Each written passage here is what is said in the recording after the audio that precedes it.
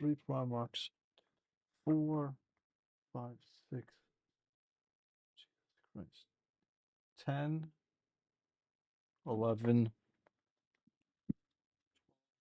14, 16. Still have 26 things to open. Holy crap.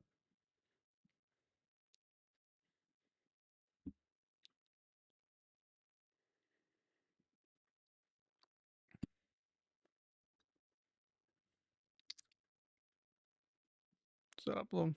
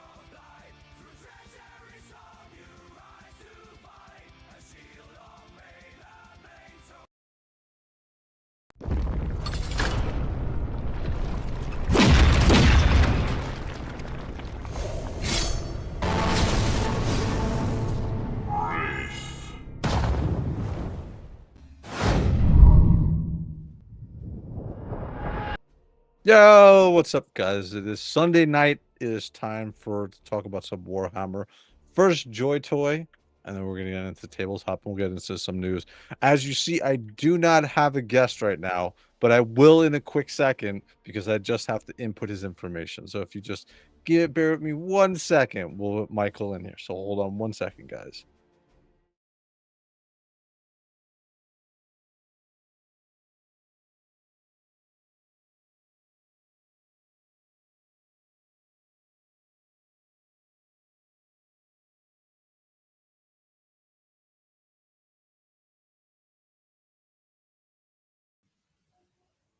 And there we go. We are live. What's going on, guys? What's going on, Mike? Hey there. How doing all right, too? Enjoying my Sunday Technical night. difficulty, but we're okay. What's going on, guys? Um, so Mike was nice enough to join us 2 weeks in a row. So I appreciate it, Mike. Thank you. I'm not by myself again, which is it's fine, but it's also nice having someone to talk to and bounce things off of, especially tournament players who go to tournaments and play the tabletop games and can give me information about what the hell just happened this past week with the point changes. So Yeah, we're gonna talk totally. about that. One other thing we'll talk about too is I got a large crate in this Friday. We'll talk about that quickly. My purity seals, which are going to be going up pretty soon. I think they're in production this upcoming week. We'll talk about that. And we're going to talk about some Joy Toy stuff. So, anyway, Mike, how was your week, sir?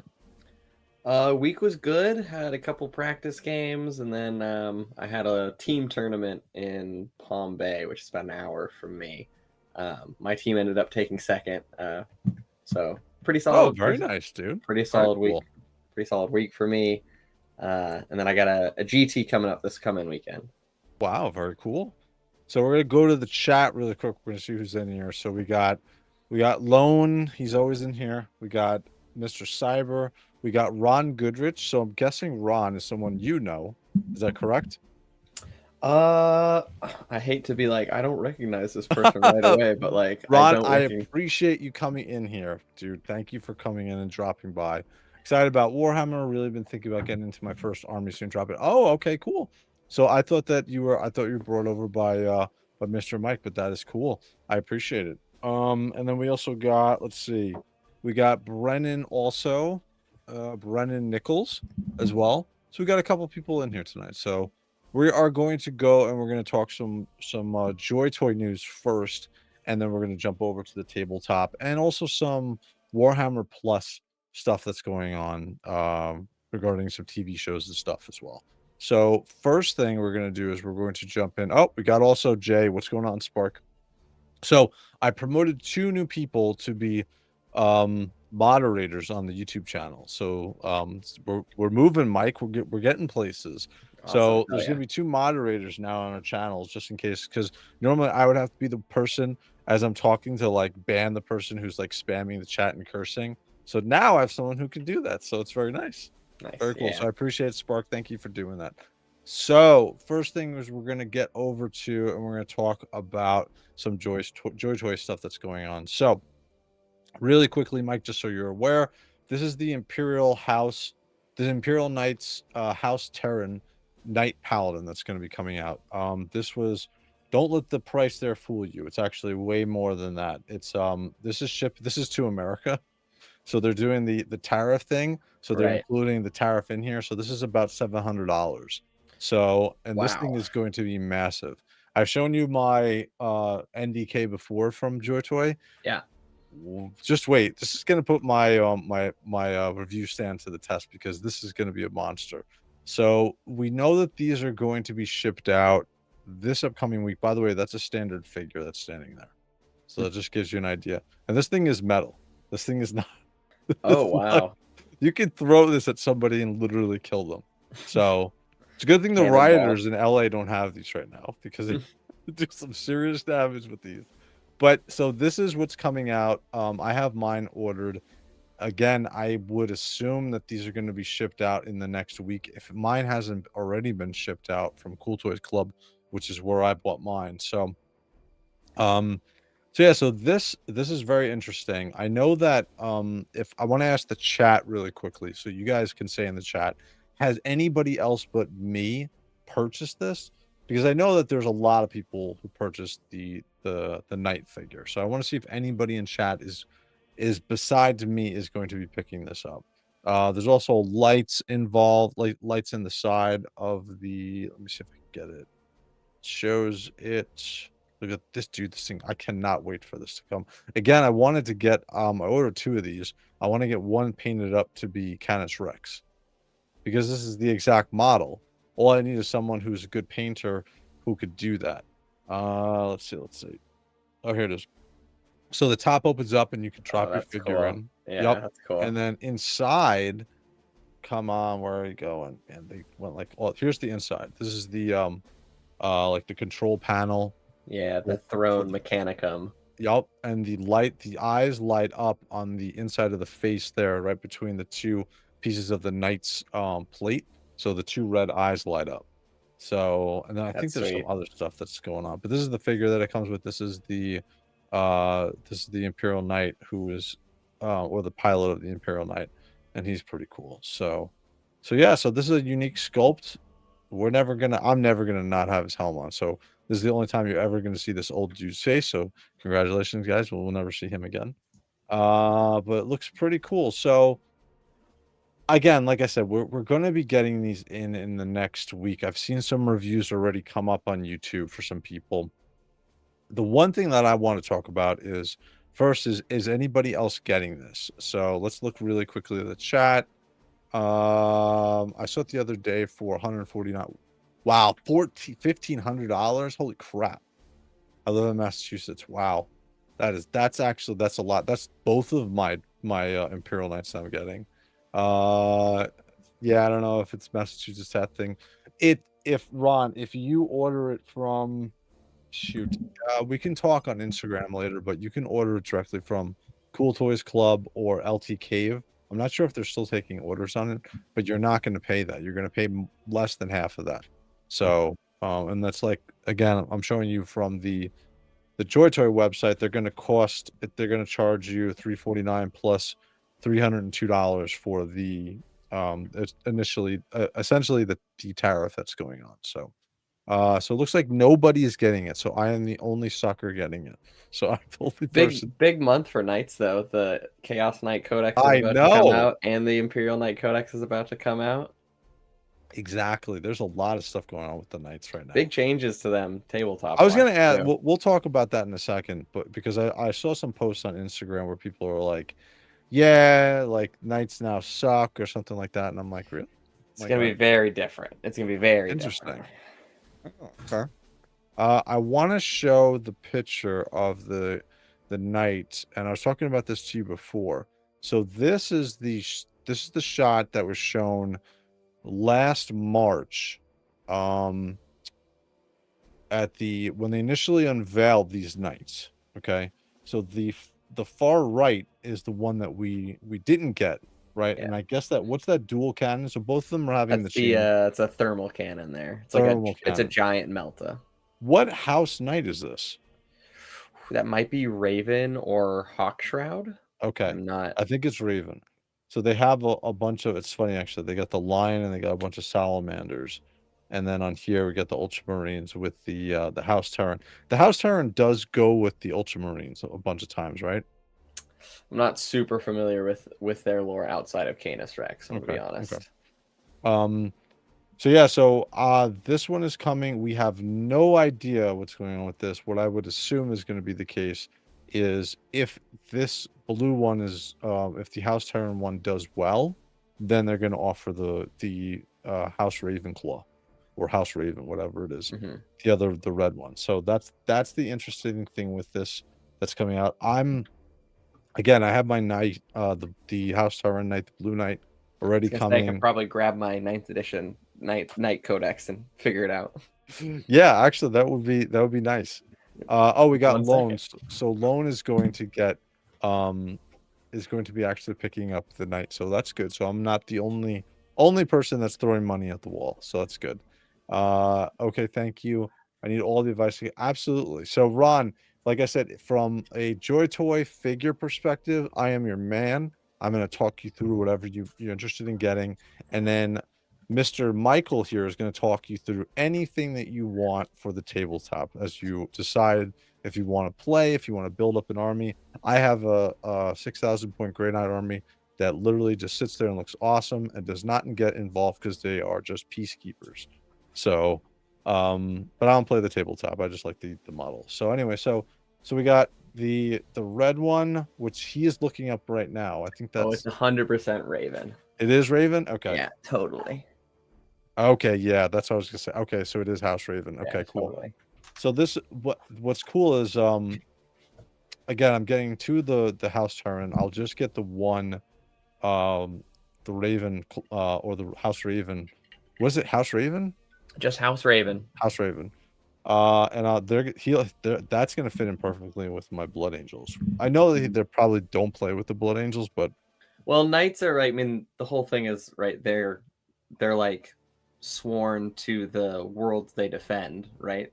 So they fight alongside each other a lot, right? Okay. Okay. That makes sense. By the way, guys, I don't know if my button's working here. Let me see. Because they sort of have a similar feel to like old age, right? Medieval type knights, right? They're like sworn to defend their serfs, right? That's I kind get of it. their whole idea. So they're literally like an old school knight. Yeah, 100%. Yeah. I get it. By the way, guys, if you like this content, please like and subscribe. So I know that you guys want me to keep doing these shows because if you like it, and you like it. All right, so this is the deal with the figures. Again, I'm gonna be doing once mine comes in. I'm gonna try to do it on the review stand, which is next to me. If I can't, I have a huge monster review stand in my garage with I have like over 400 pounds of different colored kinetic sand. I don't know if you know what kinetic sand is, but it's okay. So I have different colors of it. My kids like the kinetic sand, so I decided I'll buy a bunch, and it makes unbelievable display areas because it's perfect because it doesn't get everywhere essentially. But anyway, so I'll be doing the review in the night when it comes in. Hopefully I can do it on the standard review stand that I have. So yes. So let's go over a couple of quick things and then we'll jump into the tabletop. So Cool Toys Club, outside of they had some Ninja Turtle stuff come out this week, which I bought like one or two of them and that's I it. saw you were talking about the lion too. Did he get something? No. So what I did, God. So I did a live review. Let me go to a bigger screen so you guys can see. So I did a live unboxing of the lion, and dude, this is hands down. This and Horus are the best two products for Joy Toy that they've ever put out. The lion is unbelievable. There are some little nitpicky things, like for instance, his power pack like kind of is a little bit loose, so it kind of falls off, and his pistol. I don't know what that is. Is his sidearm named or something? But It's Arma Loomis. okay. So Arma Loomis is stuck in a prison because it cannot be unstrapped. It is just sculpted as one piece, and that pisses me off whenever I see that. So because this thing looks so amazing, but the lion, dude, he comes with like 4 heads. He comes with his so much tabletop mini is incredible too. And actually, they just got the Dark Angels got a brand new detachment. He got a whole new rules update. They just got incredible. Wow. Big glow up this last week too. So that was the deal with the lion that you saw. We did a live unboxing. Was it last night? It was a lot of fun. It was a lot of fun. I have actually a YouTube short. What I'm doing with the live unboxings is I then compile them into like a 1-minute YouTube short like a couple days later, and so that's coming out tomorrow. So you'll see that. If you guys are interested, the live reviews are about an hour, so they're a little bit longer. So, but anyway, so we just had some Teenage Mutant Ninja Turtle figures come out. I'm not a huge fan of I'm not going to, I bought the figures I want, and I actually have to do a review on a couple of the ones that I bought, but that's really all that came out. The only thing I want to take a look at is this is by Cool Toys Club. They make custom pieces for their figures, right? So these are all for, let me see if I can bring it in a little bit closer. So these are axes or pole axes for the Blood Angels. These are new pieces. This is shoulder armor. This is all Blood Angels. Chain sword, some new shields. The spears look cool. The swords are cool. Some new heads. And I think that's it. Maybe these are new too. I don't remember seeing these. The Dark Angels helms. So it looks like they got some new stuff in the Cool Toys, WOG Toys stuff, and we saw this last week. These look like dwarf heads, but they're space wolves to me. So anyway, so that's the deal with them. Again, LT Cave, Cool Toys Club, we're both affiliates of. So if you guys buy anything from them, please click the link. It helps support the channel. Yeah, so that is pretty much it. The only other thing I really wanted to quickly cover was this came out about a week ago, or 2 weeks ago, I think it was. Killed with Perkel. I saw like I think Malkador was in it, yeah. Sort of. I think that was the only thing I saw. Yeah, you saw the cameo. So you saw the war, was it the Horse Heresy trailer, where Malkador's in it with Valdor. Yeah. This is something different. This is I think it's 4 or a bunch of knights go hunting Horus on Terra during the Battle of Terra. So that's what this follows. So they had the first episode come out. I watched it. I'm gonna edit it, and my reaction to it, I'll put it up on my channel once episode 2 comes out. This way I don't get destroyed. So I'll put up episode 1. I'll wait for it to come out I'll put up episode 1 once episode 2 comes out, and then you guys can take a look at it. But this was a really cool episode. The first episode, there wasn't a lot of action in, but the animation was awesome. Really cool. Probably watching it tonight once we get off. It's actually really good. And then we'll jump into so I'm going to shift gears over to you, right? So we had the codex, or what are the point changes because they do a couple. So the points are called the Manutorum Field Manual. Can I find that MFM? So so if you go to community, all of the new stuff, if you go to downloads, it'll be in there. That's okay. Let's go to downloads quick. Stop it. There we go. Warhammer 40K. Yeah. Okay. And then you see like codex FAQs for all of the specific codexes and stuff like that. And then you'll see right down at the very bottom right there, it's the Munitorum Field Manual. So that's the points. This is just specifically just points. So this is what was just changed as far as, or added, like edits. Yeah, so if you go down to some of the, even like to some of the armies, you'll see that they have it color coded, so you can see what changed. Oh, okay. Yeah, so you have the arrows, sisters, so we can see a bunch of stuff. Yeah, even see how much it changed next to it, right? So you see like sisters Paragon Warsuits went down 10 points, which is crazy because they're so good. Sisters were a huge winner. They got a bunch of cuts on stuff, and they got some rules changes in the last FAQ. So they're slowly, because they were really good when their codex came out. Then they got nerfed back into the dirt, and so now they're slowly being fixed back to being something reputable again. Yeah, relevant again. Yeah, totally. Wow. One of the quick thing I want before we jump over to this. So Cyber said he's not getting the knight. I'm contemplating getting Angeron. Did you see Angeron for JOYTOY? I think I showed you it, right? Dude, his sword, and yeah, we were looking at, I think, one of the first ones I jumped on. Yes, correct. His axe and stuff. Yeah. What's crazy, so JOYTOY, what's awesome about them is there's not a lot of, like, if they show something, they're almost ready to go, right? It's about 6 months, 4 to 6 months. So we don't have a lot of lead time for this stuff, which is awesome. So Angeron is going to be out. We're getting the Imperial Knight, and then we're getting Angeron, like within like 2 months. So right as Armageddon comes out, that's perfect time. Oh, dude, it's so great. So Imperial Knight codexes, right? Or Knight codexes. Yep. Angeron, we got Armageddon, and we got some people are thinking somebody's doing something right. So All right. Grey Knight's got a very, very minor touch. Let's jump over to Grey Knights because that's what we care about here. By the way, I gotta order after this episode. I'm gonna put the order in for a T-shirt for you, so you'll get one of these. Sweet. Can't wait. I'll put that on there. Where are you? So Grey Knight, Grey With the Knight. Grey Knight Codex on the eventual horizon, the changes that we will get will be very, very, very minimal until the Codex comes out. Yeah, that's what I was gonna say. So here we go with the changes.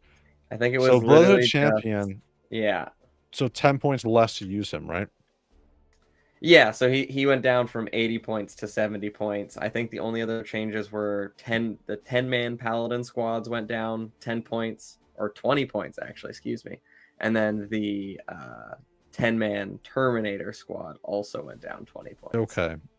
So, oh yeah, because that's weird. Why would they have, if the 5 models were 200, was it a penalty to use that many Terminators? That's essentially what it was.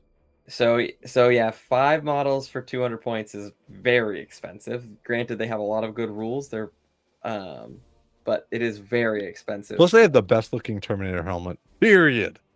Okay. I agree. I have it sitting right here. Okay. I agree. I 100% agree. But the 10-mans were right. It was 200 points for 5, and then 420 for 10. So they just brought it down. So now it's. Does anybody run Terminators? You'll see, like, in a lot of lists, I'll see like a 5-man with Drago here and there. So I'd say since most people have swapped over to the Warpbane Task Force detachment, Terminators have really fallen out of it. If you want to play big blobs of Terminators, you should just be playing Teleport Strike Force. It just makes them a lot more survivable. It's a lot more tricksy. I have a bunch of, so I have my Paladins also. So they were also dropped in points to be in alignment with the 5 models. Yeah. Doubled up essentially. Does anybody play Paladins? I don't see 10-mans almost at all. I'd say Terminators are probably the standard option. They're a little bit cheaper. Their Paladins hit on 2s, Terminators hit on 3s, but Terminators you can bring the Apothecary. So you can resurrect Terminators. And Terminators are battle line, so there's a lot of like secondary missions and like main missions that have like, if you have a battle line unit, they can do an action and shoot and stuff like that. I get it. They're I also want to highlight. really quick. Let me highlight just a quick comment from Mr. Ron. I want to get into tournaments, get a few armies, 3 mainly in the Suns Adeptus, the Sororitas, and the Mechanicus army. To start, I want to do an Imperial Knight, though, just to own it, maybe get a Custodes army. So Ron is definitely looking to jump into tabletop, which is great. This is your perfect opportunity because you're going to hear from a tournament player. He generally plays Knight and Grey Knights, which is why he's on here, because he's a Grey Knight player. But yeah, pretty much exclusively. Yeah. So, but this is a good opportunity for you to ask any questions towards Mike, and he'll be able to help you out. So, but yeah, so the points changes here. Brotherhood champion. I have a Brotherhood champion in my army. I feel good. Does anybody play him? Oh, you see him now and then. He's pretty useful in Warpbane. He doesn't like he gives your units Spice first, which is a pretty massive buff, especially in some melee armies. So you definitely see him a bit in Warpbane. But he can only honestly his biggest problem, I would say, is what he can attach to. He can only attach to Strike Marines, which is fine. That's pretty much the only thing people ever actually attach him to. Or you can attach him to Purgation Squads, which is really weird because they're the heavy weapons squads. Sure. So you want to run them with like 4 guys with the heavy weapons, and then just the sergeant will have his sword. So giving them fights first doesn't do anything, because it's just like swinging their guns. So it's kind of a weird. Honestly, if he could lead Purifiers, you would see him all over the place. You would see probably people even maybe running multiples of him because he's not an epic hero, so you can run Sure. 3. And so like in Warpbane, he's really good in Warpbane, and Warpbane also really likes to run like 5 or 10 man strike squads, or purifier squads. So if you get attached to purifiers, that would be incredible. You would see him. I think literally just that change would make him played a ton. I got it. So here's a question for me and you, Mike. So Ron is saying the Demon Hunters. I play the game on PS4. LOL. How are they on the tabletop? So first of all, I'll let Mike take the tabletop question. First of all, Cascade Demon Hunters, one of the best games of all time. You are a true soul because you play that game. Awesome, awesome game. I love that game. Grey Knights are the greatest thing about Warhammer 40K. If you don't know, all right. I have a monster size crate, which I'll show later on a picture of, which houses a full sized power armor of the Grey Knights of an interceptor. So that just goes to show you how cool and awesome the Grey Knights are. I'm gonna throw it to Mike now to talk about the tabletop. So he's saying he's confused where to start. That's totally valid. Honestly, like what I did when I was getting into the tabletop and trying to decide like what I wanted to play, because it's like I know it's weird, right? It's kind of like choosing your starter Pokemon for the first time, right? Like, and there's different play styles for everybody. Yeah, exactly. And so like that's the big thing is like I just like thought about like, right, I play D&D. So a big like what do I like to play in D&D? I love playing paladins, spell swords, right?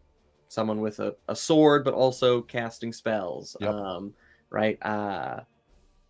Same thing like when I play video games, play Skyrim, right? I kind of look for magic and swords. And so as I kind of started to get into Warhammer lore, Grey Knights kind of overlapped with that. So it's right like I have friends that got into Warhammer through Tau because they love Gundams, right? They used to build Gundams, and so they love the Tau models. So honestly, like there's no bad place to start. It's whatever you think looks the coolest, and then in terms of actual like play style or whatever, that can kind of get picked up whenever. So Lone is saying, how can you say that when the Thousand Sun exists? I will take this one. He can say that because the Thousand Suns suck. Ron, do not play the Thousand Suns. They are not cool, and the Primarch of the Thousand Suns looks goofy. So here's so one, I will say I almost played Thousand Suns as well because I got into it right as the Hexfire box came out. That was the half with the new Crow model in it and the new Infernal Master model. So I had at one point in my life I had half 500 points of Grey Knights and 500 points of Thousand Suns. I ended up deciding I didn't want to build and paint all of the Thousand Suns, so I sold them to buy more Grey Knights because they were easier to paint for the starting newbie like me. I will say Thousand Suns are definitely more wizardy, I will say. It's hard to be, they're not as swordy, less Sure. I'm a big knight guy. I love medieval knights. Sure. So that's kind of where I started. I will say though, with the way their codex just came out, I've played a few games against it, and they're back to rolling and casting spells. I am very jealous. It is, chaos has been tempting me recently with it. So on the screen right now, that's the crate I was talking about. That's my, you know what's funny about this picture? I put it up and I shared it to some Facebook groups, some Grey Knight Facebook groups, and everybody's like, oh man, that is such a cool looking helm. I'm like, guys, it's the crate underneath it. Wait till you see what's. Yeah.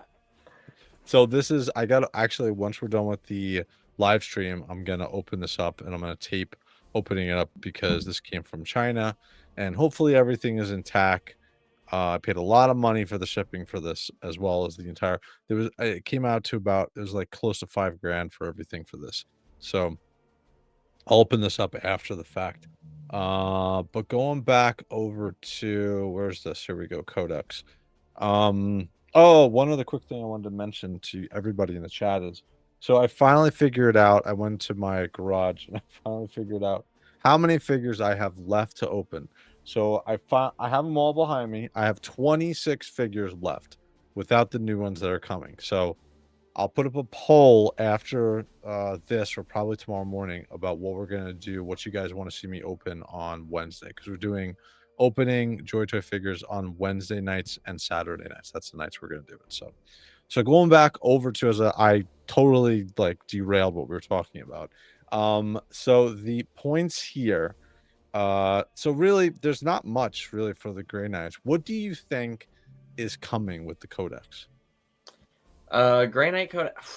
I have no idea. I will say the Codex creep is definitely very real. The codexes that came out at the beginning of the edition compared to the codexes that are coming out now. The codexes coming out now are very, very good, well-rounded, like very strong on release. So I have. Has there been a tendency to nerf it a couple months later? Or they're just kind of like leaving it the way it is? I won't say they don't, like, not all of them immediately jump out to being the best thing. Sure. Like Emperor's Children came out and were very good, but they weren't like game breaking on release. They were just solid. And honestly, that's really where you want your army to release to. You don't want your army to come out and be, I mean, I guess you do because it's fun to stomp people for, 3 weeks before they nerf it. But right, you relatively don't want that to be you don't want your stuff to immediately get changed on on release. But I expect there's going to be some very, very, very strong rules. Dread Knights are really, really good right now. Yeah, man. NDKs. What are you running? 5, 6? I'm running 5 right now. Do you think they'll nerf them to bring them more in line? By the way, so Ron is saying Grey Knights have a resistance to psychic attacks, right? They used to in previous codexes when it was more, they had more RPG elements to it, right, Mike? Where it would fit, but then you would get into situations where, and when Noobhammer was on, I learned something from him. He was explaining that they kind of changed that with the newer codexes or the newer versions, editions, right? So once this edition came out, I think the last edition they kind of got rid of that, right? So last edition they had like they were still very specifically like good into demons and were good against psychers and that sort of stuff. They definitely have gone away from that now, right? They've tried to make things more like blanket, either good or bad against certain things or everything, but less like very. They don't want things to be like specifically good against demons, or I am just good against this army because the one time you play against that, right, or you're on the other side of that, it's very, very unpleasant. I get it. That makes sense. So to answer your question, not anymore, Ron. Not anymore. So that's the thing. So with the codexes, so obviously everybody's getting awesome codexes. So the assumption here is with the Grey Knights codex when it comes out, which by the way, I think you're doing the same thing. I want the collector's edition. Yeah, I'll be picking it up day one for sure. Yeah, I want the collector's edition. So we're looking at some pretty awesome change. Do you think they're going to nerf back the NDK and make some other stuff really more powerful so that we're not just seeing NDK spam? So I'm talking to one of my buddies that's on Art of War. He made the joke that he probably could see them getting points nerfs or some form of nerfs. I'm not really sure, especially with the new Grandmaster sprue coming out. I'm not sure like if they're gonna change their loadouts and then change their points because of it, or change the rules, or really what they're gonna do with that at all. But I also suspect that there's gonna be a Dread Knight or vehicle detachment in there that's gonna make that will make them crazy.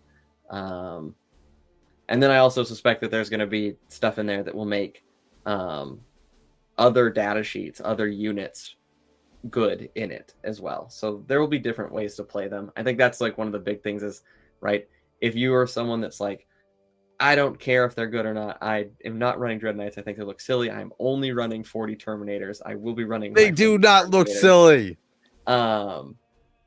there will be a way to play that. And honestly, you can do that Sure. now in Teleport Strike Force. It's just not great. Sure. Sure. So, all right. So we got the codex coming. Most likely, I would think probably the end of July, August, probably August sometime, right? That's kind of my hope. Now, what will it coincide with you as far as the next big tournament so that you'll have the codex? Hopefully you have a little bit of time to play around and really kind of get before the next big tourney. So what's the next big tourney coming up? So I have 2 GTs right now. I have a grand tournament. Those are 2-day, 5-game tournaments. 3 games on Saturday, 2 games on Sunday. So I have one actually this coming weekend, and then I have one the first weekend of July. But I don't have anything else planned past that. I'll probably be moving end of July as well. So not really sure what will my tournament scene will look like when I have the codex, but What are you moving out of state, or are you going to stay? no, it's just like my lease is ending, so just Okay, probably okay. probably So you're going to change. still be in the same scene, Yeah. essentially. Okay, cool. Um, all right. So we got the Grey Knights. Overall, what was the biggest change from what the hell is it called again? Well, so this The was men, just like the FAQ. Honestly, everyone just calls it the data slate. the data slate. This meant data slate or So what this. was the biggest change to the data slate? Um. So this were the point changes. There were also rules changes, and that's where Oh, you that's where you see. where do I see the rules So if you changes? go to the back to the downloads. Sure. Let me go run back to there. Okay. It is the balanced data slate, very bottom left. Balance data slate. Okay. All right. Let's bring it in a little bit closer here. All right. So is this also going to be color coded or Yep, color? yep, So exactly. I guess the blue. Yeah, This. the blue is what changed. Okay. So well, I'm not gonna look. I'm go by your expertise. What was changed that was impactful? So like Sisters got some rules changes there that were big that like buffed some of their squads. Like the Lion got some of his rules completely rewritten and changed That's what you were entirely. talking about before. Yeah, Yeah, so in Dark Angels there. I see it. I Uh don't see anything for Lion in there. Let's see. that's all the data sheets. Ah, yeah, there it is. Lionel Johnson, right underneath that. Oh, here we go. Oh Yeah. wow, he's got a bunch. Okay, the So Emperor. basically what happened is his Emperor Shield ability, it used to be whenever he was making invulnerable saving throws, if he rolled a 6 to save, the enemy unit took 1 mortal wound, right? Like reflecting damage back at them. Ah, But it wasn't super impactful. Like it was good, like it was cool, but it didn't do a ton. Now they took that ability away, and now it is instead if the strength of the weapon that is attacking him is higher than his toughness, he's toughness 9. It's -1 to wound. So basically, he's only being wounded. You can never wound him on 2s. He's always being wounded on 3s or better or worse. oh, okay. Wow. So Lion got a lot better then. Yeah, and then he got the ability to once per game teleport. Once per game, Oh, he can that's his other rule right underneath there. His I or see his that. first rule, this forest walk or whatever. Right. He can just pick Mysteries of up. the Shadow Realms. Yeah, once per game, he just can just whoop and come back. So does it? Does he just? Is it kind of like when the Grey Knights go up into, or essentially like Yep, no, okay, it's the exact same rule. At the end, exact once per same game, rule. at the Okay, end of the Dark Angels player's turn, if he's not in melee with anyone, he can just go into deep strike. I get it. Interesting. So, by the way, thank you, Ron. Definitely follow like the Facebook, Instagram, X. I'm even made an account on TikTok. Don't know why, but I made it there through videos. Don't understand the algorithm, but whatever. But yeah, there's always stuff that's going on. Either everything from Space Marine 2 gameplay, Battle Sector gameplay, stuff like this where we're talking about Joy Toy and the tabletop scene, anything that's going on really, anything that we want to have fun with. I'm going to talk about. So, who got nerfed? Who got nerfed? Ultramarines did, for Why did sure. I know Ultramarines get nerfed? they were incredibly good. And honestly, their big thing was they would have 25 command points across. They would be able to do every stratagem they wanted. They could Oh, do anything they wanted, basically. They would have 25 command points across the span of a game. For wow. reference, right? You get one at the start of your turn and your opponent's turn. Um, and then you can only gain one extra one per turn, basically. So at Hmm. max, you can gain 2 per turn. Oh, Ultramarines, okay. though, had Gilliman, who gives you a free strat, not a free command point, a free stratagem Oh, per wow. turn. So that's basically the effective equivalent of 2 command points. Having Calgar on the field gave you another one. So now you have 3. You would get one at the start of your turn. You would get the one at the start of your opponent's turn. And then you can bring captains, and captains have the ability to do a stratagem for 0 command points once per round. That's 6. What the hell? So they could draw secondaries, and then there's a stratagem that lets you cycle one at the start of the turn. So if you draw 2 secondaries and you don't like one of them, you can spend a command point and redraw a new card. So they could draw secondaries, redraw, do stratagems in their turn, go to their opponent's turn, use all the defensive stratagems they want. Wow. They just so basically they changed it so Calgar has to, if you only get the command point from Calgar if he is your warlord. And that's important because if Gilliman is in your army, he must be the warlord. So Oh, I it see. means that the combo of them being together and giving Doesn't you get the a bonus. million command points I get doesn't it. work anymore. Okay. I get it. So it says, is your warlord on the and is on the battlefield? Okay. Yes. I get it. But okay, so here's my question for you because Mhm. I remember last year when they were talking, I was listening to Spec Tactics and some of the other, and they were just talking about how bad the Space Marine chapters were in the tabletop. What changed? Was it a data So slate? yeah, so a couple data sites ago, they gave Codex Space Marines. If you are running Codex Space Marines and you're not bringing, um, what's it called?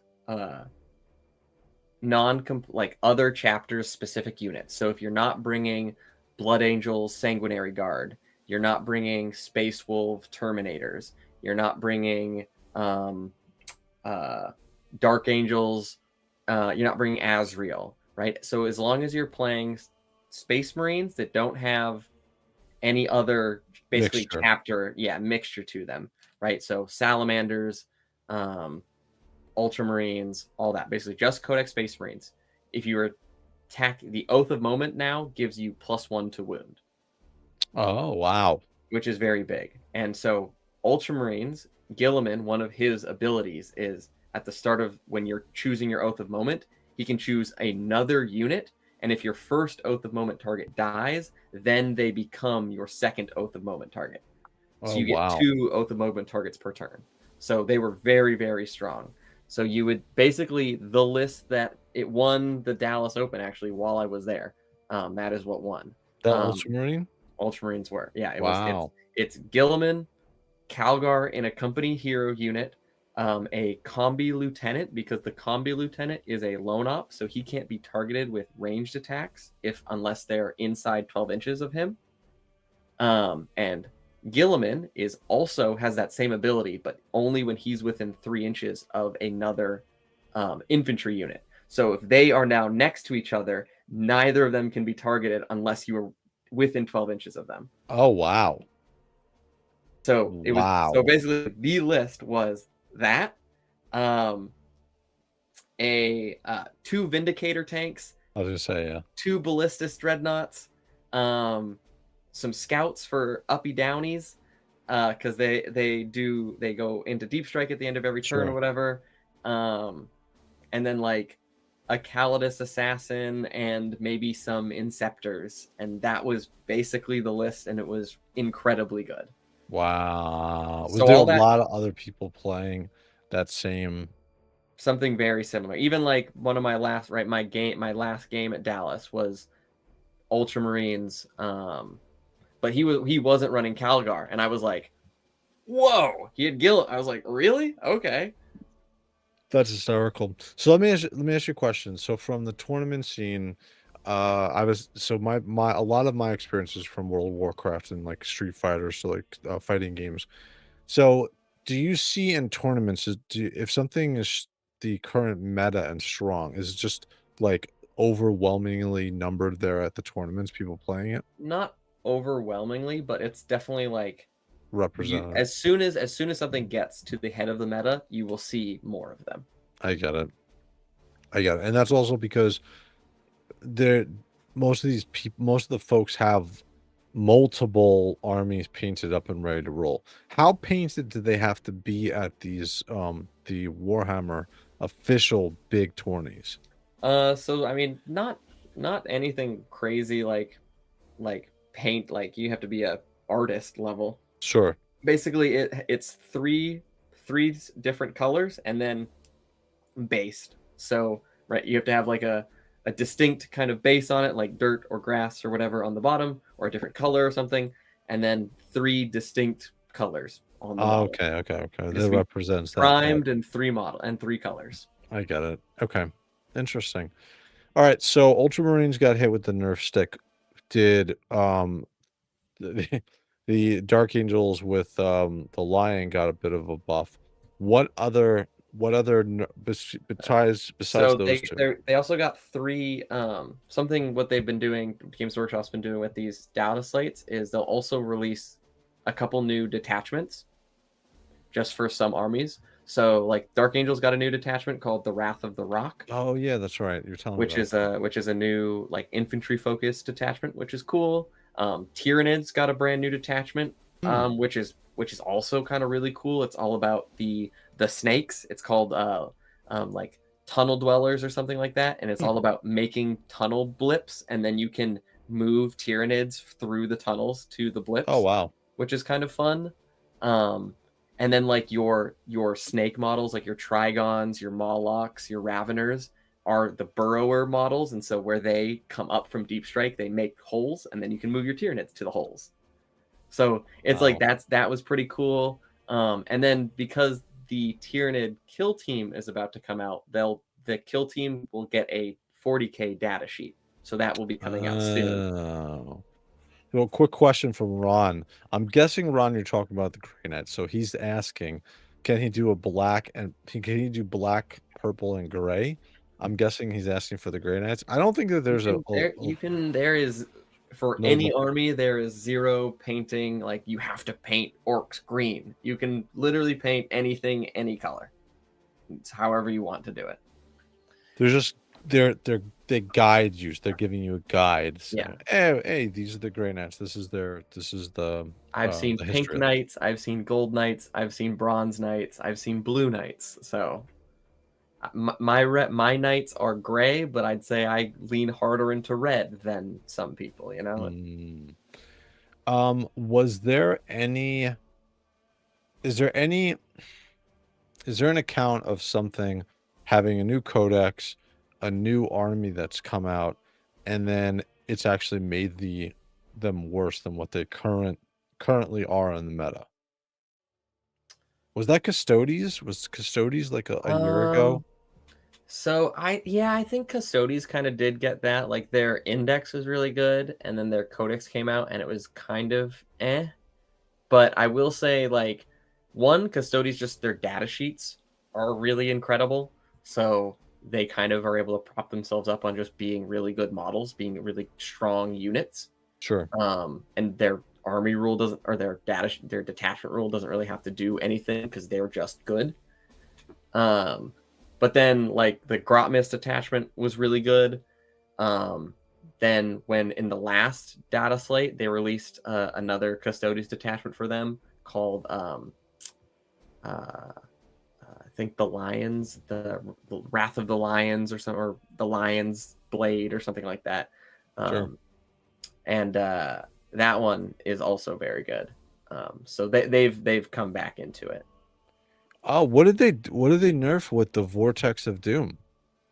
That was a while ago. Oh, That was probably a year ago at this point, but they changed it to, because it's an ability, it's not a shooting attack. sure, it's It an AE. technically got around the lone operative ability, which, like I was saying, for the combi lieutenant and for Gilliman. So basically, you have to be within 12 inches to target them with a ranged attack. Vortex of Doom wasn't a ranged attack, and it had an 18-inch range. So technically, you could drop down 18 inches away, or 17 point, whatever inches away from the guy that couldn't be shot from 12 outside of 12 inches, and then just Vortex of Doom him. They then changed that to come in line to, you have to, you can't shoot lone ops. Oh, wow. Okay. Interesting. Yeah, because I remember in Cascade Demon Hunters, people would be line of sight and Vortex of Doom would just completely ignore it.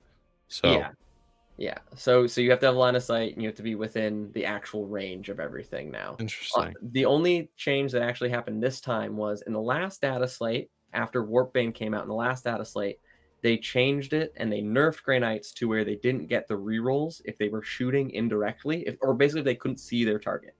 And so it was also mostly so for their indirect side cannons out of the purgation squads, which I actually was running at the time. I was very upset. I literally ran it at a tournament once, did pretty well with it, and then 2 weeks later they nerfed They it. took it away. I was like, no, it's my fault. It was me. And I don't even think it was that good. It was just really good into Eldar. But it was also a shadow nerf to if you were fighting people through a wall, because engagement range of models is within an inch of each other. So if a model is within an inch of a wall, and then your model, you can then charge them and fight them through the wall. But the nerf meant, because you couldn't see them, because they weren't actually visible to each other, you didn't get your Warpbane rerolls.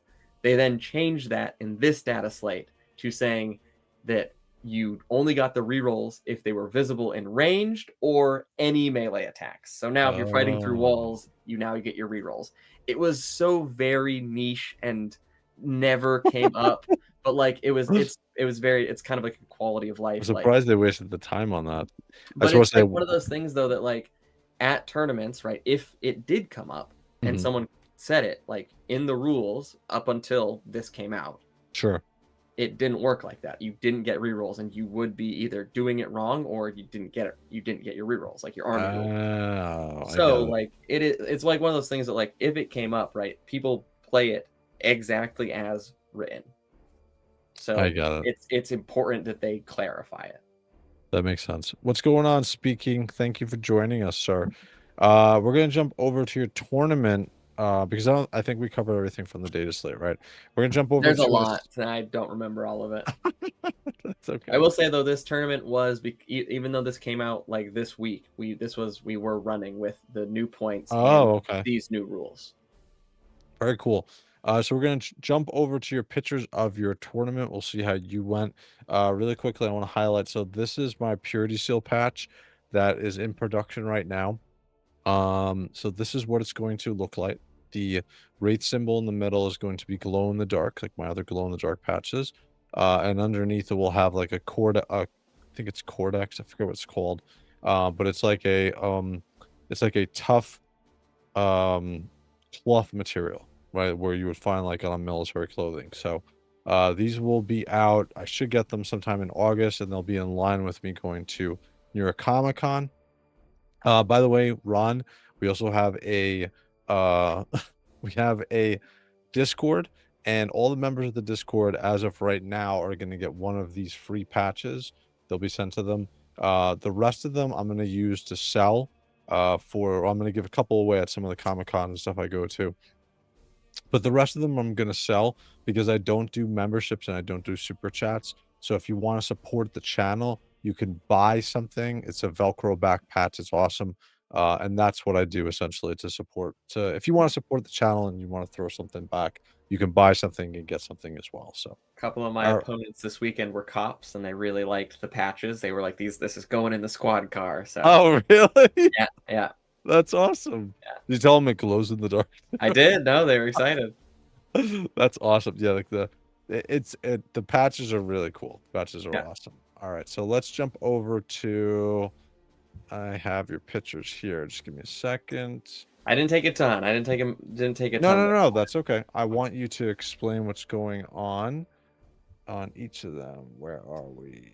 It was a good weekend. So it was a 3-man tournament. It was kind of a small little team tournament. It was me and some really good friends of mine. Oh, cool.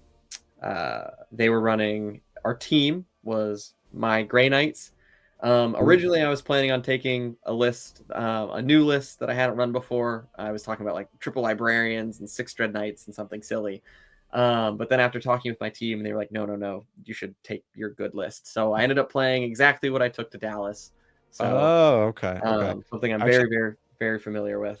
let me bring up your Dallas picture too, because so that people can see what. So Yeah. this was your Dallas. This is essentially what you're running. Yeah, this was This is your exactly. normal. Yep, that's exactly what I took on or I get yesterday. perfect. So this was your team again. You've got the 5 NDKs in there. You're doing the transport strategy, right? Trying to transport rush down. They still got the pink one in there from the Yeah, other. no, always. Yeah, Representing. yep. Very good. My Grey Knights, infantry only custodies. So just a bunch of custody wardens, and custodian guard. Not a ton of terminators, but just big bricks of custodians. So we have I have your 4 pictures here. Which one do you want to talk about first? So Looks like this was an game orc. 1. Okay. Um, So what is it like playing orcs? So it is always like you just see them no matter what kind of orcs it are. So this was speed freaks. I will Sure. say actually that was a big update in this last one is the cult of speed detachment for orcs gained. They used to be able to advance or not advance. They used to be able to fall back, shoot, and charge. The buggies did, or the vehicles. The orc vehicles in this detachment used to be able to fall back, shoot, and charge all the time. They then, in this data slate, got updated to be able to advance, fall back, shoot, and charge all the time, which is very strong. It's the regular Dread Knight rule, which is very, very strong. Oh, okay. Being able to advance, fall back, shoot, and just act normally no matter what. I got it. So this was a list immediately leaning into the new detachment to see what it's like. He was trying it. It was kind of a silly meme list. As you can see, it's 15 buggies. They're not all. It's 3 of different type buggies there. Sure. I would like to try and have you name any of them. Nope. I played Speed Freaks last weekend. There's like the shock jump dragster in there. There's the Rucka truck squig buggy. There's the it's like okay, man, you're making up words now. So he was Sesame Street Thomper. Yeah, it was. He deployed it like that. This was his deployed. He hadn't moved yet. I looked at it, I was like, this is a Walmart parking lot. But no matter what flavor of orcs you're playing, it is always a swarm. It is just I can't believe you can bring this much stuff. They must Games Workshop must love orc players for how much they're buying. Holy crap, dude. So this was his list. It was all of the buggies. It was 2 units of 6 bikes, like bikers. Sure. With a attached character biker, and then 2 units of 10 commandos, which are the infiltrating, stealthy, sneaky orcs. And those are actually those two little blobs in that picture up at the top Sure. in the middle. I got super lucky the whole weekend and got to go second every game. The one roll that I like rolling low on is that one. And that's really good for Grey Knights. Because turn 5, you score at the bottom of the turn instead of at the top of the turn if you go second. So it lets me, basically after my opponent is entirely dead, to reposition all of my stuff to score as many points as possible without any like interruptions or interactions from my opponent. So how did this match go? So I was able to go second, which was really good because he then just kind of had to run at me. He called the wah at the top of turn 1. Wow. Which only lasts for one whole round. So until it would go away at the start of his turn 2, and he just was like, let's see what happens. And just kind of blitzed at me. I think I have actually one picture of what his turn 1 looks like, which is the next one. Oh, sure. So Ron is asking, so going second is better? It really depends on what you're playing, right? Yeah, it does depend. Like if you're a army that's really good at getting board position, really wants to get board position and hold objectives, going first is really good because it lets you like spread out, Sure, grab the objectives, and then force your opponent to come to you. For fast armies or very mobile armies, which Grey Knights are kind of both, going second is better because, like I said, only in round 5, the person that goes second scores at the bottom of the turn instead of at the top of the turn. So it is a slight advantage. Yeah, so this was end of his turn 1. He just ran everything at me. So 3 of the buggies, actually the 3 blue ones that are up at the very top there, kind of by his leg. yeah. They have the ability that when they advance, they don't actually advance. They just go into deep strike and then immediately come out of deep strike. So they just teleport. How far can they teleport? No, it's deep strike. It is in the same turn. Oh, interesting. So he literally picked them up from in the back and threw them over there. Like he actually tossed them.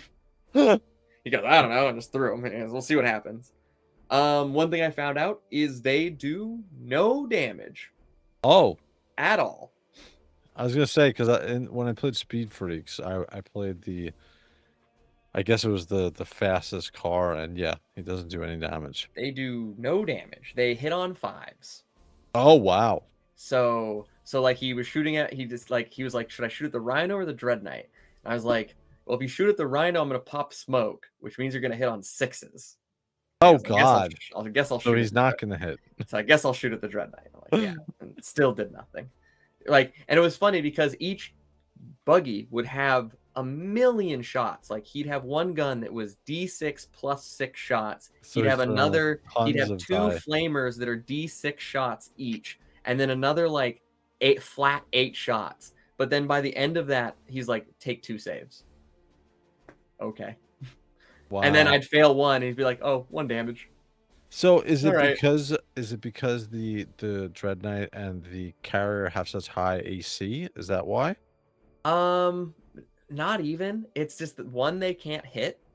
Their guns aren't super high strength, so they're wounding on 3s at the best, and then I have a 4-up invuln, so it's a 50-50 on whether or not I make it or not. And honestly, most of the stuff he was hitting me with was AP 2 or 1, not ignoring cover. So I'm getting a 3-up or a 2-up save against it. Wow. Honestly, the big thing was he was hitting on 5s and 6s. So he'd shoot at me 20 times and only hit me 5. Wow. Interesting. So this strat, what does this work against, or just not very good, period? So it could be good in, like, if I wasn't running Dread Knights, killing that many buggies would be very difficult. And so this is like, if I wasn't playing Grey Knights, him going first for him would be really good because he can just, like you see, spread out, fill the board, and now I have to force him off of it. Dread Knights, though, the buggies are only T7, so the heavy Psycans are really good into them. They only have like a 4-up or 5-up save, so they're almost getting no save against my guns. Oh Even wow. like the Psy cannon, the Gatling cannon that has no AP, there's still only like a 4-up armor save. So it's still doing a decent amount of damage to them, even with no armor penetration and only 1 damage. So like each Dread Knight, if I position it correctly to get a charge into one, can probably kill 3 a turn. Wow. So all right. So you're setting this up pretty easily. You definitely won this. How many rounds does it take you to win? He only played 3 turns. Okay. Well, So once you table your opponent, like I said, the game technically ends, but then I have my 2 yeah, turns to basically objectives for talk it out points. with him and figure out how much I would score. So this was Sure. like a 100 to 37 point game. Wow. Okay. Um, Interesting. my team ended up tying this round because of it. So my teammates were the infantry heavy custodes, and then it was Imperial Knights. Um, Canis Rex, a Crusader, which is the double gun, big sure. knight, and then a bunch of little knights. And my buddy who was playing it usually plays either Emperor's Children's, has been playing a lot of Emperor's Children right now. Decided to play knights for this, and so he was like, I don't know what happened. He had a total mental brain fart in round 1, and he lost horribly. My one other teammate tied his game, so it was so the fact that I then had a You 20-0 yeah, I was gonna say you in wiped this the floor. game was able to bring it back, so Wow. we Look at tied this Mike round. playing the role of the Grey Knight saver for his team. So I will say I was the number 1 overall player at this event. Woo! I 20-0'd all of You're my definitely games. getting a t-shirt after this one, Mike. Good job.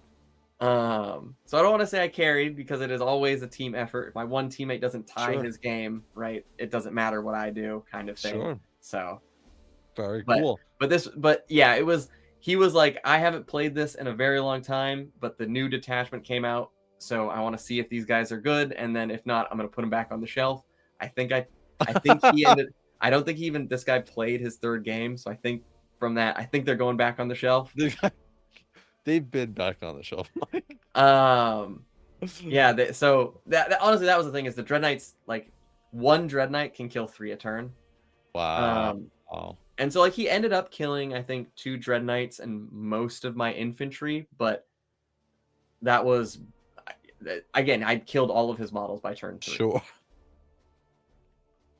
Wow. All right, so let's jump into the next picture. So explain to me what's going on here. So the next one was into Eldar. This was actually into one of my teammates. Oh, okay. Um, I have played him before at another RTT. He usually has played Marines, but he switched over to Eldar, I think, once their codex came out, Mhm. in 10th edition here. Um, Eldars are very good. Were crazy good when the codex came out, and then they had a single detachment, the Yanari detachment, which is like the Yvrain, the weird death elves, not Sure, sure. Harlequins. Yep. They worship death, yeah. Yeah, the ones that help bring Gilliman back. Yep. They were really, really good, but they caught a nerf in the detachment that actually basically killed their detachment entirely. Oh. And so he's been playing just regular codex elves. Elves are a pretty hard matchup. I'd say for most armies. Grey Knights, they're actually the flipped. Grey Knights have a very good matchup into elves. Oh, really? Why is that? So elves are not super. They're pretty elite for how flimsy their units are. Like, they're pretty Mhm. high pointed for how, like, they're just T3 elves. Like, they will just die to bolters. But they're very fast and very mobile and very tricky. So they can kind of get everywhere, be everywhere, do a lot of weird, like, no Overwatch shenanigans, a lot of reactive moves. Like, I remember asking him before. I was like, okay, so you have one of your units, if I move within 9 of them, can move 6 inches. Another unit, after I'm done shooting it, can move D6 plus 2 inches. Another unit, at the end of the fight phase, if it's not engaged, can move 6 inches, and if it's next to a transport, can get back into it. So, like, they have a lot of, like, very weird movement shenanigans. They have, Sure. like, no Overwatch abilities, and they're very just generally very fast. and then they can hit quite hard because they've got like bright lances, and he had a lot of howling banshees that have fight first and a lot of really good anti-marine swords, like anti-infantry swords and stuff like that. And then fire dragons, which are their version of eradicators. They're That's at the melt top. guys. Right. That's what's inside the wave serpent. That tank is a wave serpent. Okay, What's okay. in that are elves called fire dragons, which are like melt-a-gun guys, but they're way better than way better than that. They're in there. I've seen a unit of 10 fire dragons and the character that's attached to it to kill 2 Rogaldorns and a Leman Russ in the same shooting activation. They are crazy. Wow. So they're very fast, very hard hitting, but then very elite because of that. And so then because of that, Grey Knights are also very fast, not as squishy, and also as tricky. And so it means I'm able to catch him. He can't hide from me. He can run to a corner and try and hide stuff that normally, if people didn't have any way to, like, if they didn't have the movement to get to it, they'd have no way to interact with it. But he knows that he can't do that. He can't just throw something into a corner, because I can just teleport in and circle it, kind of thing. And then specifically, my list is even harder for him to interact with because he doesn't have enough activations across shooting and fighting to kill the transport and then kill the guys that got out of it. Oh, wow. So he's lacking. Okay. So even though they're powerful, it seems okay. So that's what I realized in looking at his list is he had 2 units of good shooting.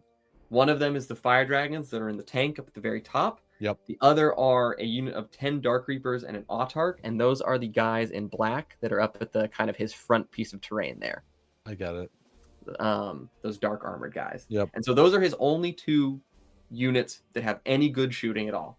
So I know that he either has to make the choice of splitting fire and risking not killing everything he's shooting at, or focus firing one thing. But then he has to make the decision: do you focus fire the transport that has the guys inside of it that he knows that it is, if he doesn't kill it, they're just going to move, get out, and kill the elves? Or do you not shoot the transport and you shoot the Dread Knight that's also trying to do the same thing? Wow. So he doesn't have enough. He doesn't have enough shooting activations to kill my stuff in shooting, and then he has 2 units of fights first howling banshees, but their fighting is only good into the Marines and will do basically nothing to the Dread Knights. Yep. So if he had adjusted his setup or his army, what he was bringing in had more range, would have made things more interesting. Yeah, they're definitely probably like there's definitely some he could have brought in. He could have even, instead of having he had 1 unit of 5 fire dragons that were in reserves and then a big unit of 10 that were in the tanks. If he'd even maybe like split it up and had 3 units of 5 or a unit of 10 and then 2 units of 5, I don't know what you lose by doing that. It might have been different because like 1 unit of 5 doesn't, if it's not in melter range, it doesn't reliably kill a Dread Knight. And so he ran into that. He brought in the unit of 5 from reserves, which is outside of 9 inches, which is just outside of melter range. I got it. And he didn't kill one of my Dread Knights. And then he split fire somewhere else and he killed 2 of them. But I still had 3 left. I got it. And then I'd killed his transport, so they were out in the open. So he only got 1 activation with his big unit of Meltas and killed 2 Dread Knights and then immediately died. While my other guys are inside the transports running around and shooting the elves at range and I'm just visually, I'm just thinking of like in like in like a town or something. The transport pulls up, the Grey Knights or the Space Marines get out, kill everybody, get back in, go to the next spot, get out, kill everybody, get back in, go. And and so I will say this is when right in the team setting, right? There's like matchups you want, matchups you don't want. He did not want to fight me. Like this was the one he wanted to stay away from. And there were his other 2 teammates. There was one that it was like a guard tank heavy list that I did not want to fight. So my teammates, one of the big things that I will say, right, that helped me do so well at this tournament is the captain, the guy that was doing, my teammate who was doing all the pairings, did a really, really, really good job of getting me good matchups. Wow. So that helped. Like, I played well, but that helps a ton. Having a Sure. good matchup as Grey Yeah, Knights it sounds even like helps you're a lot. the Orcs and the Eldar. So obviously you you won this fight. Was it close? So yes and no. It was close until so I tabled him turn 4 and I was going second. So I tabled Sure. him bottom or top of 4. I think I killed him in his bottom of his turn 4. So I then had my turn 4 and my turn 5 to score. Oh wow. So Okay. it was like 41-46 end of his turn 4, and then the game ended and it was 99-47 or something. Wow. Okay. All right. I will say I scored almost 60 points in turn 4 and turn 5 Wow. between the two of them, which is crazy. And it's all because I had some incredible secondary draws. I got very lucky. My secondary draws were very good. And then I'm going second, so I can just, like I said, reposition and score max. Wow. So all right. So you won this one. Let's get over to you had 3 matchups. You said right. Yeah. So let's go over to the third one. So what am I looking at here? Last one Actually, is this is Tau, right? this is Tau. It's a funny Tau list. First off, awesome Tau army. It was all beach themed. So Oh, is it? if you zoom in on some of Oh, I his see models there, that. they're on the beach. One's wearing swim trunks. The little ghost keel next to him has a surfboard behind him. That's Down there. hysterical. I see But the that now. giant, massive thing there that's behind him is a Taunar supremacy suit. Wow. It I is wouldn't what even. It's one of their Titanic units. It's a T13 30 wound model. Wow. Forge World? I believe this one was 3D printed, but I think that Okay. is the only way you can actually officially get him. Wow. That's hysterical. I love the beach theme, especially the swimming trunks. Yeah, yeah. That's awesome. So this was again kind of a not I don't want to say not a competitive list, but like not something you would see all the time. Like it's Sure. definitely more tailored to team tournaments. Sure. And I was also definitely kind of scared of the giant Taunar suit. And I was a little worried because his other suits there, his little ghost keels, which are not the swim trunk suits, the other two ones, Sure. they're actually very hard to engage with. They are a lone op, so they can only be shot once you're within 12 inches of them. They're I think 8 or 9, so they're pretty high toughness. So really only the psi cannons or the hammers do damage to them. And then they can blank 2 damages, two attacks per game, each one of them. Oh, So wow. before they roll, they can go, I'm just going to not roll and take no damage. Oh, wow. And they can do that twice per game. So you have to be within 12 inches of them, and then you have to get 2 shots through first to get rid of their save, and then kill it. Wow. Interesting. And so there was a moment where he went first again. He blitzed his little like jet thing that's up in the middle there up at me and popped one of my transports turn 1, which was kind of annoying. And then put the 2 ghost keels on that bottom right objective and was like, okay, what do you want to do now? Because again, he knows they're quite hard to actually engage with, and They can run. Sandman was telling me I think Sandman was telling me that the Tau, it's like this runaway strategy, and like you're not like killing anything, and it's very much and honestly, I have a very similar game plan of keeping it arm's length and just kind of shooting. I will say though, once you come within arm's length, I have swords and am willing to use them. The Tau do not have them as his force blades. They do not have that kind of punch at all. So wow. I know that I will win on that front. I will win on the melee front. Range, yeah. Yes, once my Dread Knights, when they are in melee, will win the fight. But at range, their guns are better. Wow, interesting. So how did you do overall in this fight? So this was I think this was 99-46 or something like that. Wow. When did you beat him officially? What round? I tabled him also in turn 4. Okay, Okay, so you had one turn essentially Yeah, to get your again, points. bottom of my turn 5, I'm able I to get it. score a bunch. Okay. Uh, honestly, two big moments in this one. The first one was, like I said, he planted his ghost keels on that bottom objective and was like, okay, we'll just see what you do now, because Sure. he wasn't really sure either. And so I didn't really want to have to. One thing I hate doing is playing Grey Knights is having to commit early. And Sure. so I probably didn't have to, but I decided to, and I took 3 Dread Knights and I threw them over to that side. Well, I took 2 Dread Knights and threw them over to that side to shoot, and then the Dread Knight that's down there at the bottom just walked over to charge into one, and I didn't kill. Oh. I didn't kill either of them. Hmm.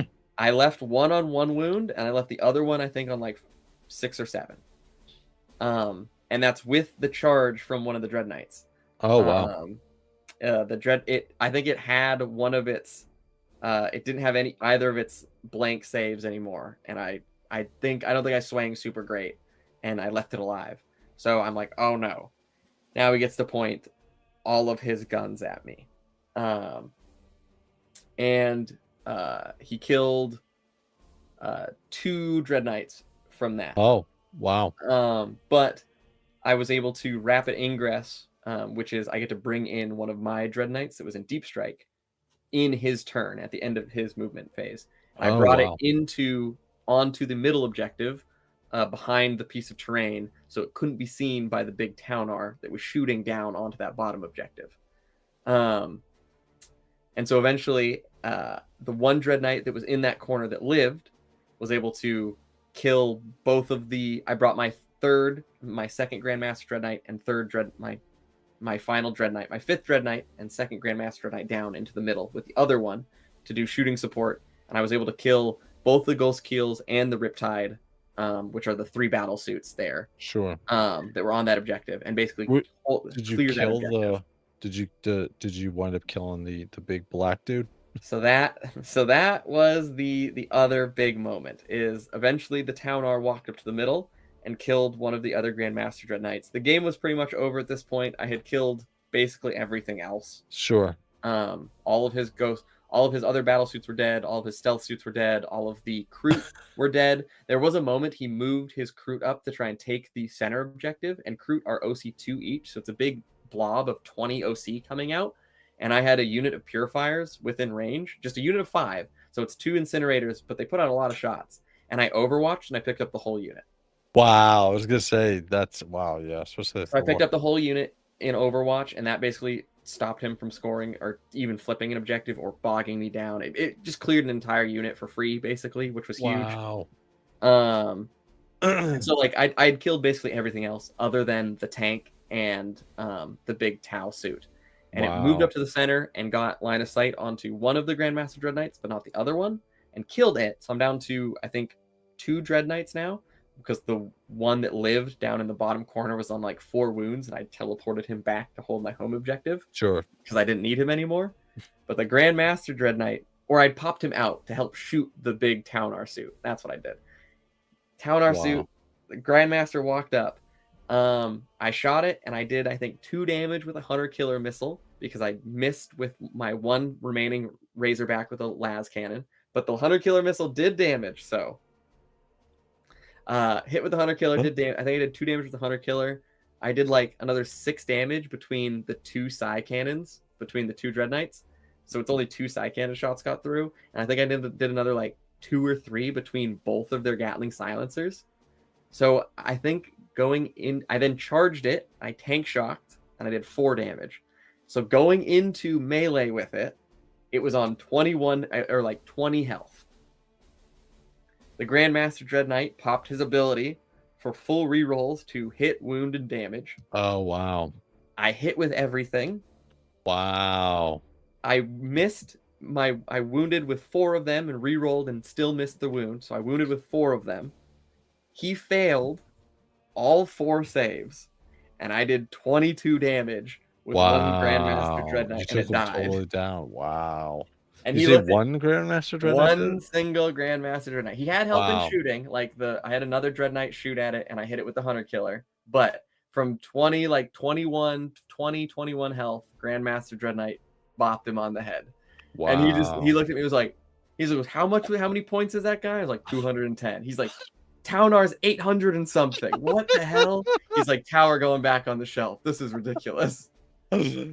Another victim of the Grey Knights. Great. Yeah, So no, that's awesome. Grandmaster Dread Knight is pretty incredible. So you pulled all 3 matches, which is good. I heard you gave some patches out to some of the police that there.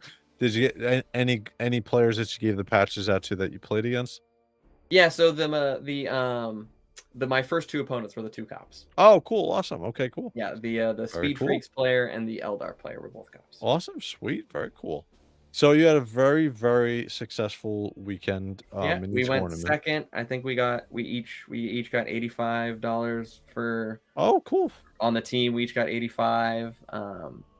I ended up turning that into a box of Dark Angels Inner Circle Companions that I'm using to convert into purifiers for Crow. I was gonna say yes. That's what most people are doing. They're taking. So I have 3 already that are like painted that I use already. So I'll now have another 3 because they come in boxes of 3. Which is so annoying. Are the units 5? Well, so purifiers are units of 5 or 10, but the box of models that I get, the Inner Circle Companions, are units of 3 or 6. So it means I'm gonna have to get 4 boxes to get a full unit of 10. Unit. Yeah, 110 man. Wow, that's crazy. Yeah. So, questions. Did you take any of the experience from the big tournament from Dallas into this one? Yes, definitely. I mean, one of the big ones was just kind of going, I feel like I kind of went fast, but going slower, right? Not going for the win turn 3. And just more like confirming the win. Deliberate. I guess confirming the win and then making sure scoring at the end. Sure, very deliberate in your actions, sure. And then making sure that I always have a Dread Knight poised in deployment to walk up and hit something big in the middle if my opponent deploys something big into the middle. Into fast melee armies or fast rush armies like the Orc army, right? Make sure you have like a line of screens. So if they do rush you down, the first thing they rush into is my wall of transports. And, sure. Little things like that, I think. Sure. So overall, you had a good week of tournaments. So what is do you have tournaments next week also? Yeah, so I've got a big GT next week in Kissimmee here in Florida. So it'll be very cool. 5 and next week tournament.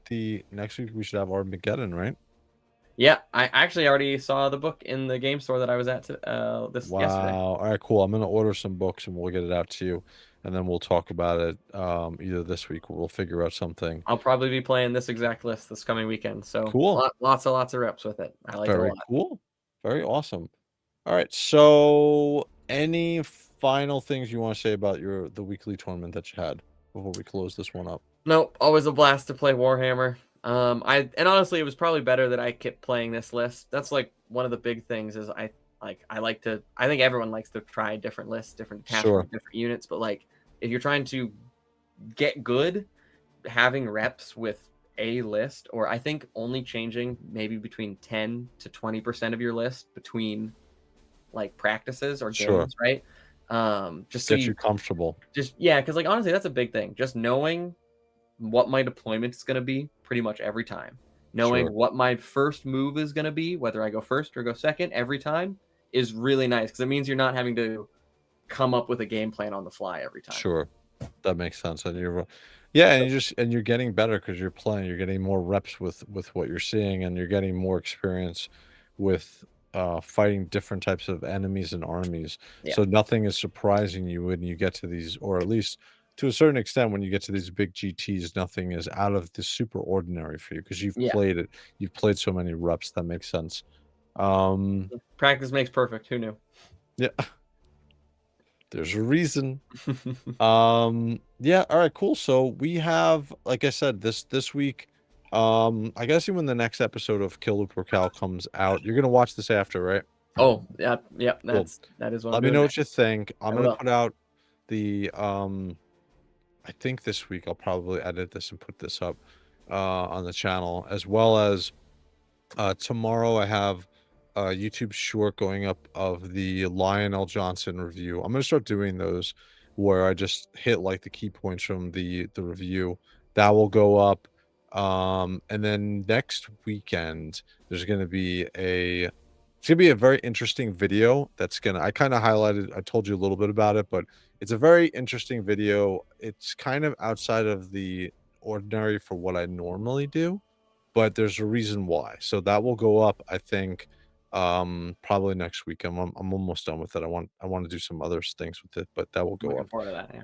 Yep. And then this week, I'll put up the poll tomorrow for what you guys want to see reviewed between, I think it's going to be between Dorn, Magnus, and Alfarius with the JOYTOY figures. So I'll put that up so you guys can vote on that on the YouTube community poll, and then we'll do the review on Wednesday because I got to start getting through these because I have I didn't realize I had this much shit.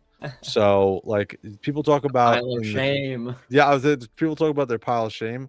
I have just like I just have too much stuff, so I have to get through this. Plus, I have more stuff coming because we got the night coming. Anyway, so there's a lot of stuff coming, but anyway, I will post some stuff. There'll be some more stuff coming out, and then the other big thing is after this, I'm gonna go into my garage and I'm gonna do an unboxing video of the cosplay of the Interceptor of the Grey Knights. That I can't So wait for. and then soon, depending on how it is, I'll have my Interceptor Power Armor Grey Knight's helm, which totally is wearable and lights up, and I have a mic and a Bluetooth setup. So I'm gonna try to play Space Marine 2 with it on and have the voice mod of the Space Marine while I'm playing it. So goals, goals, goals. We'll see if it actually works out. So um but yeah, so Mike, I appreciate you coming on. And like I said, next week, you're not going to be here because you're going to be doing a tournament, big tournament GT. So good luck with that. And then the following week, I'll have you back. So in 2 weeks, if you got time, we'll do it again. Next week is going to be 4 p.m. I think actually, no, wait, next weekend is Father's Day. It'll probably be normal time because I can't do an early show, so I'll let Mario know. Anyway, Mario from Mario Finnick Collectibles was going to be this week. Unfortunately, I had to cancel, so we'll catch back up with him in a couple weeks. And then the final update for you guys as I keep talking, Valrak from Valrak's channel reached out back to me, and we're going to set up a time. So he's going to be the third guest on my Beyond the Lore series. So we'll do that in the next month or so. If you guys haven't checked those out, those are interviews with like big Warhammer 40K YouTubers, and I like to talk to them and get like their insights of what they're doing and what they like as far as like what chapters and all this other fun stuff. So it's usually like a 2-hour interview. So Valrock will be coming up in the next like month or two. We'll do an interview with him. So he'll be episode 3. So, all right. Anything else you want to say, Mike, before we close it up? Nope, for the Emperor and all that. All right, guys. Awesome. Again, guys, have a good week. Again, like and subscribe, guys, please. All right, guys. We're out. Later. Have a good week, guys.